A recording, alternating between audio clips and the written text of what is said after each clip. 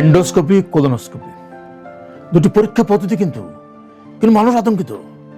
যখন আপনি ডাক্তারের কাছে গেলেন, আবার চিকিৎসকের কাছে গেলেন, ফিজিশিয়ানের কাছে গেলেন, সার্জনের কাছে গেলেন, আপনাকে অ্যাডভাইস করে পেটের কিছু রোগের বর্ণনা করলেন, আপনি আপনার বয়স 40-এর ঊর্ধ্বে, আপনার খাওয়ায় অরুচি এসে গেছে, আপনার খাওয়ায় রুচি আসছে না, খাইতে পাচ্ছেন না, পেটে ব্যথা, পেট ভিস করে, অল্প অল্প খাইলে পেট দম দিয়ে ফুলে ওঠে, বুক জ্বলে, বুক তিতা হয়, টক ঢেকুর ওঠে। এই রোগের বর্ণনাগুলো যখন আপনি আপনার চিকিৎসকের কাছে দিবেন, তখন চিকিৎসক আপনাকে বলবে, ইয়েস, পাকস্থ প্রবলেম হয়েছে, গ্যাস্ট্রাইটিস হতে পারে, গ্যাস্ট্রিক ইরোশন হতে পারে, আলসার হতে পারে, ক্যান্সার হতে পারে। আপনাকে পরীক্ষার জন্য অ্যাডভাইস করবে। তার মধ্যে একটা পরীক্ষা পদ্ধতি এন্ডোস্কোপি, আপার জিআই ট্র্যাক্ট এন্ডোস্কোপি বলা হয়। এই আপার জিআই ট্র্যাক্ট এন্ডোস্কোপি দিয়ে আমরা ইসোফেগাস থেকে শুরু করে ডিওডেনাম পর্যন্ত অংশে কোথায় কি লেশন আছে, ইরোশন, আলসার, ক্যান্সার, নর্মাল, ধরার একমাত্র যন্ত্র। আমরা আমাদের কাছে রোগীরা আসে, এসে বলে, যখন এই রোগের লক্ষণগুলো বলে, আমরা বলি এন্ডোস্কোপি করেন। হ্যাঁ, এন্ডোস্কোপি, লাভ দিয়ে ওঠে। সঙ্গে দিকেও থাকে, স্বামী থাকে, বাপ থাকে, মা থাকে, ভাই থাকে, বোন থাকে, সঙ্গে সঙ্গে না, এটা করা যাবে না, এটা না করলে ডাক্তারের কোনো ক্ষতি নাই, ক্ষতি আপনার। কারণ আমাদের প্রাকৃতিক রোগ তো বাসা বেঁধেছে, এটা অ্যাডভান্স হবে এবং আপনার জীবন হানি করে দিবে। তাহলে ছোট পলিপ আছে, ছোট পলিপ আছে, পলিপটা আপনি এন্ডোস্কোপি না করার কারণে পলিপটা কনভার্ট হলো ক্যান্সারে, এবং ক্যান্সার আপনার পাকস্থ খেয়ে ফেলবে। তারপর ডাক্তার যখন আসবেন, তখন বললে পাকস্থ ক্যান্সার হয়েছে, কাটেন, সার্জারি করেন, কেমোথেরাপি দেন, আপনার আয়ু তো কমে গেল। তাহলে আপনি কি করবেন?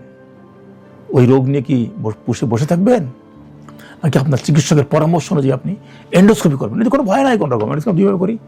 এটা হলো জ্ঞান রেখে মুখের মধ্যে বড় পাইপ ঢুকানো হয়, ব্যথা করে না, অস্বস্তি বোধ হয় একটু, গলা দিয়ে যখন যায় তখন অস্বস্তি, কারোর ব্যথা লাগে না। কিন্তু মানুষ আমরা মোরাল কাপড়িতে স্প্রে করি, জাইলোকেন জেলি দিই, তারপরে দেখি ওখানে এন্ডোস্কোপি করে আমরা দেখি যে ওখানে কিছু আছে কিনা। যদি না থাকে তাহলে সুখবর, আর যদি কিছু থাকে, একটা পলিপ থাকে, কেটে দেন, তাহলে ক্যান্সার হবে।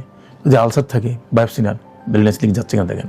আর যদি গ্রোথ হয়ে যায়, ক্যান্সার লাইক গ্রোথ হয়ে থাকে, বায়োপসি নেন, দেখেন ক্যান্সার কনফার্ম করেন, তারপরে সিটি স্ক্যান করেন, স্টেজিং করেন, তারপর চিকিৎসা যান। সুতরাং এন্ডোস্কোপি অবশ্যই আপনার করতে হবে। এন্ডোস্কোপি ছাড়া আপনার পাকস্থ রোগ নির্ণয় হবে না, ডিওডেনাম রোগ নির্ণয় হবে না, ইসোফেগাসের রোগ নির্ণয় হবে না। এন্ডোস্কোপি অবশ্য করণীয়। আর কোলোনোস্কোপির বড় ধরনের পরীক্ষা পাইপথ দিয়ে করা হয়। Rectum, anal Canal, rectum, colon, caecum পর্যন্ত দেখা হয়। ঘুম পড়িয়ে আমরা করে থাকি। একটা প্রিপারেশন আছে, 6 ঘন্টা প্রিপারেশন।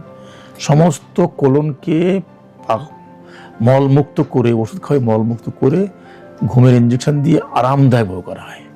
কী রোগ নির্ণয় করা হয়? পলিপ নির্ণয় করা যায়, ক্যান্সার নির্ণয় করা যায়, আইবিএস বা আইবিডি আছে কিনা, আলসার কোলাইটিস, ক্রনিক ডিজিজ আছে কিনা, টিবি আছে কিনা, লিম্ফোমা আছে কিনা, এগুলো নির্ণয় করা হয়। এবং এর মাধ্যমেই আপনার রোগের চিকিৎসা দেওয়া হয়। যদি রোগের চিকিৎসা দিতে আপনি সুনির্দিষ্টভাবে রোগের চিকিৎসা চান, কোলোনোস্কোপি করতেই হবে, কোনো বিকল্প নাই।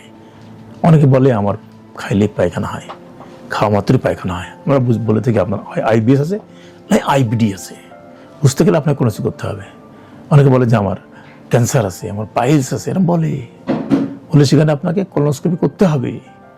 পাইলস থাকুক, আর ক্যান্সার থাকুক, আর ফিশার থাকুক, ফিস্টুলা থাকুক, আর আলসারেটিভ কোলাইটিস বা ক্রনিক ডিজিজ থাকুক, টিউবারকুলোসিস থাকুক, যা থাকুক না কেন, আপনার টিস্যু নিতে হবে এবং টিস্যু ডায়াগনোসিস করে আপনাকে এস্টাবলিশ করতে হবে যেখানে আপনার রোগ রয়েছে। এবং সেই রোগ নির্ণয়ের জন্য একমাত্র পদ্ধতি হচ্ছে এই কোলোনোস্কোপি। লোয়ার গার্ড দেখার জন্য অ্যানাল কানাল থেকে সিকাম পর্যন্ত দেখা যায়।